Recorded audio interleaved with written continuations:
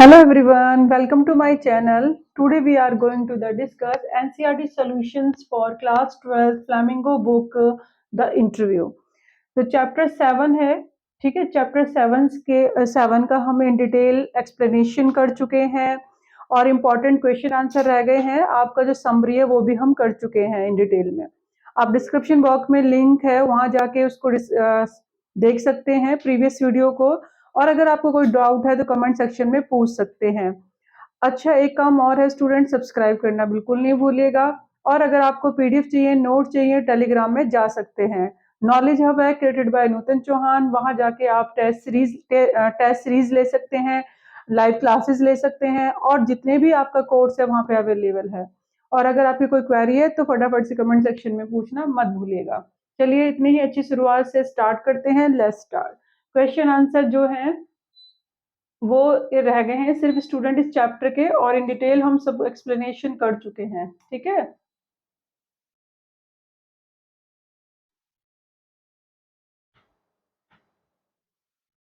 What are some of the positive views on interviews. इसमें पूछा है इंटरव्यू के जो पॉजिटिव पॉइंट्स हैं, ठीक है। सबसे इंपॉर्टेंट क्वेश्चन है, interview in the 130 years of exist, कौन कौन से पॉजिटिव पॉइंट है। तो देखा तो 130 ईयर्स से पहले ही ये एग्जिस्ट करता है interview. Has become an inherent part of journalism, और जो आज जर्नलिज्म के लिए ये एक बिल्कुल आम बात है, ऑर्डिनरी है, बिल्कुल। It is a usual mean of communication. Main जो इसमें पॉजिटिव व्यूज पूछे हैं वो क्या है, यहाँ से भी आप इसको कंटेंट को ले सकते हो, अपनी तरफ से भी आप कुछ लाइन से जो डिस्क्राइब कर सकते हैं। यूजफुल मीन्स ऑफ कम्युनिकेशन, सबसे पहले पॉजिटिव पॉइंट क्या है, कम्युनिकेशन के लिए ये बहुत ही ज्यादा बेस्ट है। That is the time consider to be and serving to a source of truth. यानी हम किसी से अगर ट्रुथ निकालना है, किसी सेलिब्रिटीज के लिए अगर आपकी को उसके बारे में समझना है तो कैसे होगा, इंटरव्यू से ही होगा, क्योंकि आप उस टाइम पे क्वेश्चन पूछते हो और कुछ क्वेश्चंस ऐसे होते हैं जो शायद उसके आंसर आपने को अभी नहीं मिले हों। तो ये सोर्स ऑफ ट्रुथ है। और ट्रुथ क्यों है, क्योंकि एट ए टाइम पे स्टूडेंट क्या होता है, जब हम आंसर दे रहे होते हैं, क्वेश्चन कोई हमसे पूछेगा और वो हम उसको आंसर देंगे, तो उससे क्या होगा, वो एट ए टाइम उसको सोचने का टाइम नहीं मिलेगा। वो जो भी बोलेगा रियल होगा, जो भी सच है उस टाइम पे वो फटाफट से उसका आंसर करेगा। एंड डेंस ब्रेन ने क्या बोला है, has stated that in the today's world we get know our contemporaries through their interviews। जो हमारी सेम कंटेम्पररीज, यानी कंटेम्पररीज मीन्स होता है जो सेम सेंचुरी में जिनका बर्थ होता है, same thing same birth on the same century. यानी जब हमारा जन्म हमारी सेम सेंचुरी में है और हम उन लोगों के बारे में हमें पता चलता है, तो अगर हमें उनके बारे में और कुछ भी जानना है तो वो बेस्ट ऑप्शन हमारे पास है इंटरव्यू। अगर आपको किसी के बारे में भी आपको जानना है तो इंटरव्यू से आप उसके जो प्राइवेट लाइफ है उसके बारे में भी बहुत सारी चीजें हमें पता चल जाती हैं जो शायद हमें नहीं पता होती, ठीक है। तो इसमें आप पॉजिटिव व्यूज में आप सोर्स ऑफ ट्रूथ लिख सकते हैं, और अवर कंटेम्पररीज थ्रू दियर इंटरव्यू, हमें उसके बारे में पता चल जाता है। और ये एक आर्ट है, ठीक है, इट्स प्रैक्टिस एंड आर्ट। इसको जो भी इंटरव्यूअर है यानी जो इंटरव्यू लेता है वो अपने आप में ही क्या है, आर्ट है। तो इसको आप एन आर्ट, 3 पॉइंट्स इसके आप लिख सकते हैं। ये सोर्स ऑफ ट्रूथ है, इट्स प्रैक्टिस एंड आर्ट, इसकी एक प्रैक्टिस वो अपने आप में ही आर्ट है। और ये क्या है, ये अपने आप में ही जो हमारे कंटेम्पररीज, हमारे साथ में जो रहने वाले लोग हैं, हमारे सेम टाइम पे जिनका बर्थ हुआ है, उनके बारे में जानने के लिए एक इम्पॉर्टेंट सोर्स है। तो ये आप अपने आप डिस्क्राइब कर सकते हैं। Why do most celebrities writers despise being interviewed means देना उन्हें पसंद क्यों नहीं है, ठीक है। इंटरव्यू यानी जो इंटरव्यू देना है, इंटरव्यूड को डिसलाइक करते हैं, डिस्पाइज मीन्स डिसलाइक करते हैं बहुत सारे सेलिब्रिटीज, क्यों। Most of the celebrities right despise the interview as an unwarranted, बहुत सारे इसे अनजस्टिफाइड मानते हैं, अनवारंटेड इंट्रूजन मानते हैं, यानी इंट्रूड करना। आप किसी की लाइफ में क्या कर रहे हो, इंट्रूड कर रहे हो into their life, feel that is someone diminish, यानी डिमिनिशेस। जब आप किसी की लाइफ, प्राइवेट लाइफ में इंट्रूड करने की ट्राई करते हो तो उससे क्या हो जाता है, उसकी जो मतलब कुछ चीजें हैं, उसका जो वैल्यू है वो क्या हो जाती है, डिमिनिशेस हो जाती है, डाउन हो जाती है। क्योंकि कई बार हमें कुछ चीजें उसके इंटरव्यू से ही पता चलती हैं। जो उनके फॉलोवर्स हैं या जो उनको बहुत ज़्यादा लाइक करते हैं, फैन हैं, उन्होंने उनके बारे में अलग ही परसेप्शन बना रखा था, लेकिन कुछ चीज़ें इंटरव्यू से सच पता चलती हैं। तो कुछ लोगों को सेलिब्रिटीज़ इसीलिए इंटरव्यू देना नहीं चाहते, and then they consider themselves as a victim of an interview, और इंटरव्यू में वो अपने आप को एज़ अ विक्टिम मानते हैं, जैसे कोई हमारा शिकार कर रहा हो, इसीलिए इंटरव्यू देना पसंद नहीं है। नेक्स्ट है, what is the belief some primitive culture about being photograph. जो पहले के टाइम पे, प्रिमिटिव यानी ओल्डन टाइम, तो जो पुराना कल्चर था उस टाइम पे फोटोग्राफ लेना, ठीक है, फोटोग्राफी करने को क्या माना जाता था। And in many primitive culture, in primitive culture, ठीक है, in primitive cultures photographed thoughts be equivalent to stealing his her soul, leaving his her existence incomplete। यानी आप क्या कर रहे हैं, इसमें बोला है कि मानो किसी की सोल चुरा लेना, फोटोग्राफ लेना, यानी किसी की बॉडी लैंग्वेज और एक्सप्रेशन से उसका पता चल जाता है, जो बिना फोटो देखे, बिना आप किसी बॉडी लैंग्वेज को देखे नहीं पता कर सकते। तो पुराने टाइम पे माना जाता था, फोटो ले ली मतलब आपने उसकी आत्मा चुरा ली, आपने उसके बारे में सब कुछ जान लिया, ये माना जाता था, ठीक है, और उसको आधा अधूरा छोड़ दिया, एग्जिस्टेंस इनकम्प्लीट, और आपने उसको आत्मा ले ली, अधूरा छोड़ दिया। तो यहाँ पे एक सेंटेंस बोला गया है,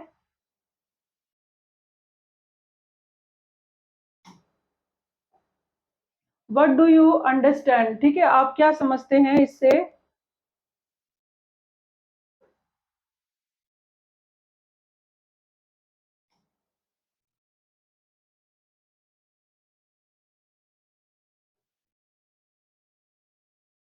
What do you understand by the expression thumbprints on his windpipe?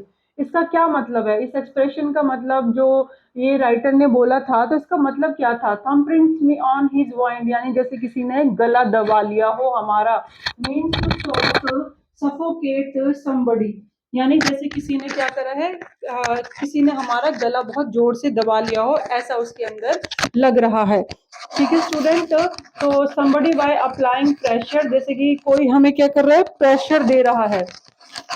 thumbprint thumbprints on his windpipe means होता है chalk on और suffocate somebody by applying pressure on his throat, यानी गला दबाना, कोई हमें क्या कर रहा है, गले में प्रेशर दे रहा है, और कोई चौक कर रहा है, सफोकेट कर रहा है। एंड सोल बेलो क्या कहते हैं, use this expression to refer to the pressure and discomfort. इसका मतलब सीधा सीधा बोला है कि ये एक ऐसा सिचुएशन है जब हम डिस्कम्फर्ट फील करते हैं या हमारे ऊपर प्रेशर होता है, felt by a celebrity while giving an interview, यानी जब सेलिब्रिटीज इंटरव्यू देते हैं तो उस टाइम की जो फीलिंग होती है उसको विंड पाइप, थंबप्रिंट्स इस विंड पाइप बोला गया है, ठीक है। एंड नेक्स्ट है, who in today's world is our chief source of information about personalities. आज हमारे लिए सोर्स ऑफ इंफॉर्मेशन क्या है, किसी भी सेलिब्रिटीज के बारे में अगर आप कुछ जानना चाहते हैं। टूडेज वर्ल्ड अगर आज देखें तो interview has a become common place in journalism, journalism के अंदर ये कॉमन है, ठीक है, आज इंटरव्यू लेना बिल्कुल कॉमन है, कॉमन है। It is a seen as a highly advantageous mean of communication. वार्तालाप करने के लिए किसी भी दो व्यक्तियों के बीच में जो टॉकिंग होती है उसके लिए इंटरव्यू बहुत बेस्ट है। अगर आप किसी के बारे में बहुत ही ज्यादा पर्सनली जानना चाहते हैं, किसी सेलिब्रिटीज को और भी अच्छे से जानना चाहते हैं, तब by interacting with other people, interact करना, उनको अंदर तक उनके समझना, ठीक है, करीब से समझना। We got to know about their expression, new views and feelings, और इस तरीके से हम किसी की फीलिंग्स को और भी अच्छी तरीके से समझ सकते हैं, उसके व्यूज, उसके एक्सप्रेशंस, उसके एक्सपीरियंस को समझ सकते हैं कि उसका क्या और भी ज्यादा एक्सपीरियंस है इस फील्ड के अंदर, ठीक है।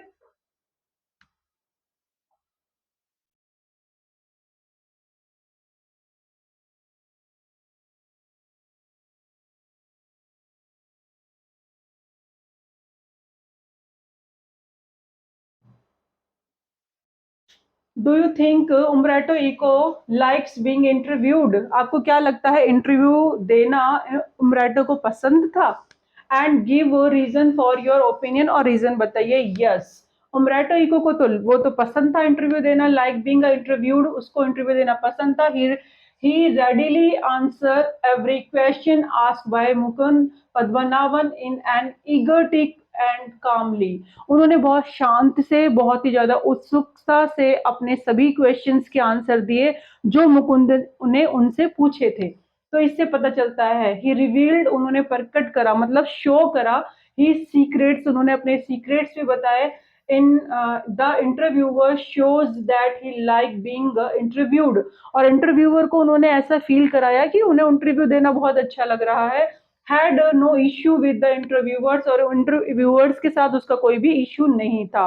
Next question, how does the Eco find, Eco यानी जो उम्ब्रेटो इको है, find the time to write so much, मतलब वो इतना कैसे लिख पाते हैं, उनके पास टाइम कहाँ से आता है। तो इको बताते हैं life every said in life every person has empty spaces and periods with no important jobs, चाहे किस कोई भी क्यों ना हो, मैं हूँ, आप हो, सबके पास स्पेस होता है, टाइम होता है, खाली टाइम जरूर होता है। चाहे आप या मैं कितना भी बोले, हमारे पास टाइम नहीं है। He said that he did most of his writing in his free interest, और वो कहते हैं कि he said that he did most, जितना भी उन्होंने काम करा है अपनी राइटिंग का, वो कब करा है, फ्री इंटरेस्टिक्स, फ्री इंटरेस्ट।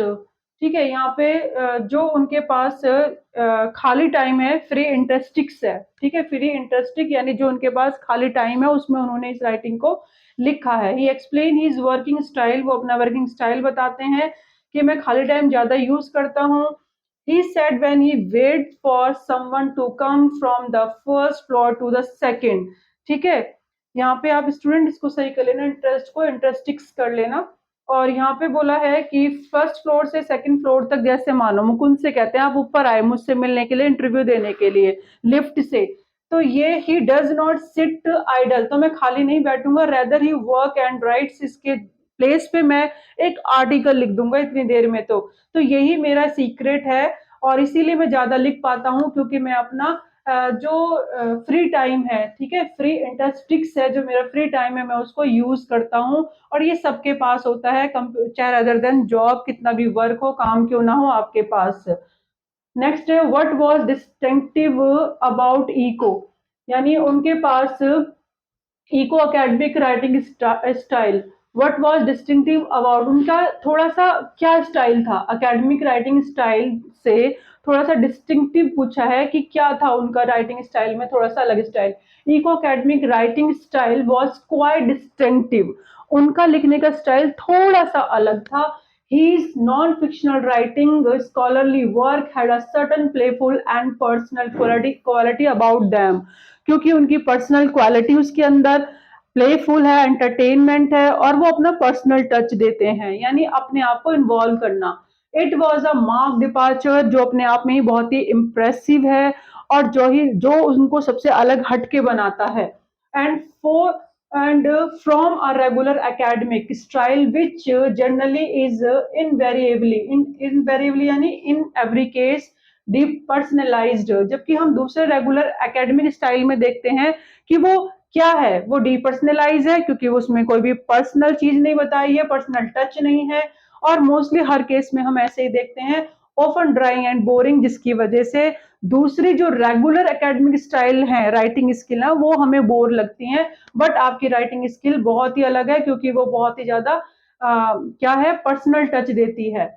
नेक्स्ट में है डिड उम्ब्रेटो इको, ठीक है, जो उम्ब्रेटो इको है, नेक्स्ट क्वेश्चन में क्या पूछा है, उम्ब्रेटो इको क्या कहते हैं, Did Umberto Eco consider himself a novelist first or an academic scholar? वो अपने आप को क्या कंसीडर करते हैं, नॉवेलिस्ट या फिर एकेडमिक स्कॉलर कंसीडर करते हैं। तो yes, Umberto Eco saw himself as an academic first and a novelist second, वो अपने आप को एकेडमिक पहले देखते हैं, वो एज अ प्रोफेसर अपने आप को पहले देखते हैं, और बहुत ज्यादा पसंद करते हैं अपने वर्क को। कॉन्फ्रेंस मीटिंग भी वो मोस्टली अपना सारा कहाँ का लेते हैं, एकेडमिक कॉन्फ्रेंस ही लेते हैं। He said to consider himself a university professor who writes novels on Sunday, और वो कहते हैं नॉवल तो मैं संडे को लिखता हूँ, तो मैं नॉवेलिस्ट अपने आप को कंसीडर नहीं करना चाहूंगा, मैं अपने आप को क्या बोलता हूँ कि मैं तो प्रोफेसर हूँ, मुझे तो प्रोफेसर बनना ही बहुत पसंद है। what is the reason of what is the reason for the huge success of the novel The Name of the Rose? Name of the Rose जो उस बुक का नॉवल का नाम है, जो फिक्शन है, वो इतनी सक्सेस क्यों हुई है? अकॉर्डिंग टू उम्ब्रेटो इको के according, the reason for the huge success of the novel is a mystery to him as well. वो कहते हैं उम्ब्रेटो इको, ये तो एक मिस्ट्री है, क्यों इतनी ज्यादा सक्सेस हुई है, इसका कोई कुछ नहीं कह सकते। He says that being a sat in the medieval history period as one of the possible reason for the success। जो मेडिवल हिस्ट्री है उस पीरियड में मैंने ये लिखी है, मतलब मैंने उसके पॉइंट को, कंटेंट को लिखा है, तो शायद मेरा जो टाइमिंग है वो बहुत ज्यादा अच्छा है। अगर इससे मैं 10 साल पहले या 10 साल बाद में लिखता तो शायद उतनी सक्सेस नहीं मिलती, और यही मेन रीजन है जो इसको सक्सेस बनाता है। तो ये क्या है, मिस्ट्री है कि श्योर नहीं हूं, बट ये हो सकता है मे बी कि शायद टाइमिंगली जो थी मेरी बेस्ट थी कि मैंने उस टाइम को लेकर ये एक नॉवल लिखा और लोगों ने इसको पसंद किया। इसी के साथ हमारे इंपॉर्टेंट क्वेश्चन आंसर फिनिश होते हैं। टेक्स्ट के इनसाइड और आउटसाइड के कोई क्वेश्चन से रिलेटेड आपको कोई डाउट है या कोई क्वेरी है या पीडीएफ चाहिए तो आप कमेंट सेक्शन में पूछ सकते हैं। चैनल को सब्सक्राइब करना नहीं भूलिएगा। Thank you so much. Keep watching, keep learning.